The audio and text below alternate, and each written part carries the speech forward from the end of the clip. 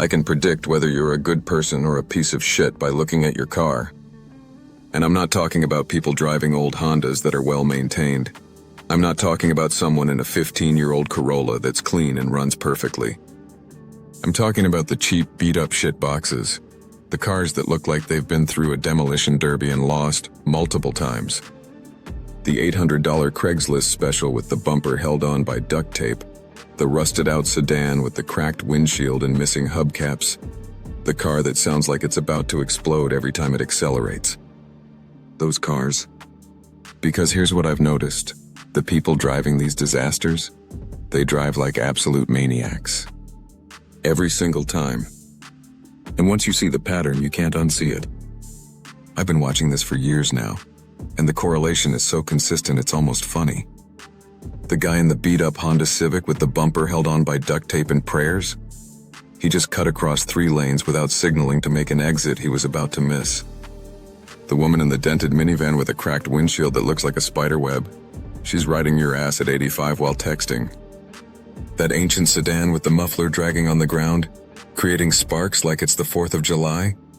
It's weaving through traffic like it's trying to set a land speed record. And I used to think maybe I was just noticing it more, confirmation bias and all that. But then I started actually paying attention, really watching. And holy shit, the pattern is undeniable. The cheaper and more beat up the car, the worse they drive. Not sometimes, not occasionally. Every damn time. Now, before you start typing about how I'm an elitist asshole who hates poor people, slow down. This isn't about poverty. This isn't about people who can't afford nice things. I know plenty of people who drive older, cheaper cars that are worth maybe $2,000, but they're clean, they're maintained, everything works. They're just older. And those people drive fine, normal, safe. This is about the people who drive cars that are both cheap and falling apart. The cars where you can tell they haven't been washed in a year, where the interior is full of trash, where multiple parts are broken and nobody's fixing them, where the check engine light has been on so long they've just accepted it as ambient lighting. It's not the price tag, it's the combination of cheap plus complete neglect. That's the pattern. Your car is a confession. Not about your bank account, about your personality. Because here's the thing, maintaining a cheap car is actually easier than maintaining an expensive one. Parts are cheaper, labor is cheaper, everything is simpler. So when someone's driving a cheap car that's falling apart, it's not because they can't afford to fix it. It's because they don't care enough to fix it. It still runs, they say. I'll fix it eventually, they say. It's not that bad, they say. But it is that bad, and they won't fix it, and everyone can see it. Your car announces to the world, this is my standard, this is what I think is acceptable. And when your standard is, as long as it technically moves, that says everything about you.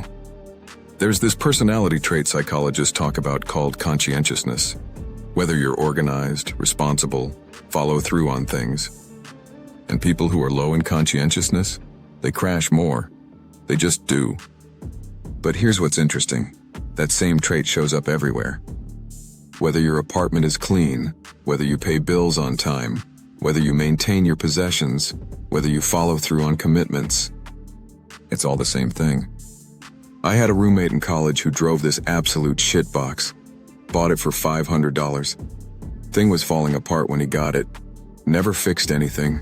Never cleaned it. Just drove it into the ground. His room looked like a war zone.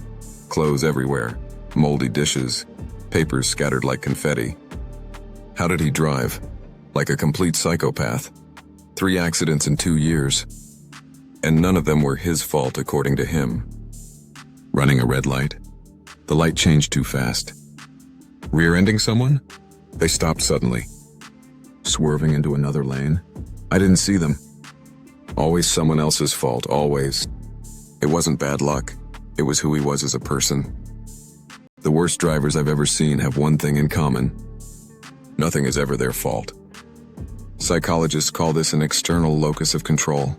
Everything that happens to them is because of outside forces, bad luck, other people, the universe being unfair. Never them, never their choices, never their responsibility. And you can see this in their cars immediately. The dent? Someone hit me in the parking lot. The trash? I've been busy. The broken taillight? It's expensive to fix. The weird noise? It's always done that. There's always a reason, always an excuse. But here's the thing, these people crash more. Not because they're unlucky, because they don't think they're responsible for preventing accidents. They're not paying attention, they're not being careful, because in their world accidents just happen. Random chance, nothing they could do. So why would they drive defensively? Why would they maintain their brakes? Why would they care? They don't think it matters. Here's what I've noticed about people with cheap, beat-up cars who drive like maniacs. The car is never their only problem. Their apartments are disasters, their finances are a mess, their relationships are chaotic, their jobs are going nowhere. It's like once you accept a low standard in one area, it metastasizes, it spreads to everything else. I knew a guy who drove this beat-up truck that looked like it had been in a demolition derby. Bought it cheap, never maintained it. It still runs, he'd say with a shrug. His apartment? Same philosophy, broken stuff everywhere. It still works. His job, barely scraping by. I'm making enough. His health? Let's just say he hadn't been to a doctor in years. I feel fine. Everything in his life was good enough, which is just another way of saying everything was shit and he'd accepted it. That's the thing about low standards. They're contagious. They spread from one area to every other area of your life. You accept a shitty car, then a shitty apartment, then a shitty job, then a shitty relationship, then a shitty life. And at every step you tell yourself it's fine, it's temporary, you'll improve it eventually. But you won't, because you've already normalized it. Here's what really pisses me off about people who drive beat-up shitboxes like maniacs. They're not just endangering themselves, they're endangering everyone else. Driving is a social contract. You maintain your vehicle, you follow the rules, you pay attention, you don't put other people at risk because you can't be bothered to care. But that requires actually caring about other people, about society, about something beyond yourself. And I think that's the real issue. People who let their cheap cars deteriorate into death traps don't just have low standards for themselves, they have low regard for everyone else. Because if you cared about other people's safety, you'd fix your brakes when they start squealing. You'd replace your bald tires. You'd make sure your lights work so people can see you at night. But they don't, because they don't think about other people. Research shows that reckless drivers have lower pro-social attitudes. They don't consider how their actions affect others. But I don't need a study to tell me this. I see it every day. The person who cuts you off without signaling, not thinking about you. The person tailgating at 90 in a car that can barely brake, not thinking about you. The person whose car is literally falling apart as they swerve through traffic, definitely not thinking about you. They're only thinking about themselves, getting where they're going, doing what they want. Everyone else is just obstacles, problems, inconveniences. Want to know if you're one of these people? Go look at your car right now. Really look at it. Is it cheap? Okay, fine. Lots of people drive cheap cars. But is it also neglected? Falling apart? Full of trash? Covered in damage you never bothered to fix? Is your check engine light on? Have your tires been bald for months? Are their parts literally hanging off? Be honest with yourself. Because your car is a mirror. It reflects who you are when nobody's forcing you to be better. It's showing everyone around you. This is my standard. This is what I think is acceptable. This is how much I care. And if what it's showing is, I don't give a shit about anything, well, that's probably true about more than just your car. That's probably true about your entire life. Here's the thing, this isn't permanent. You can change, you can raise your standards, you can start caring. But it requires actually deciding to do it, actually taking action. Not making excuses, not blaming your circumstances, not saying I'll do it later. Actually getting off your ass and doing the work. Clean your car, fix what's broken, maintain what needs maintaining, and start driving like other people's lives matter, Because they do. Pay attention. Follow the rules.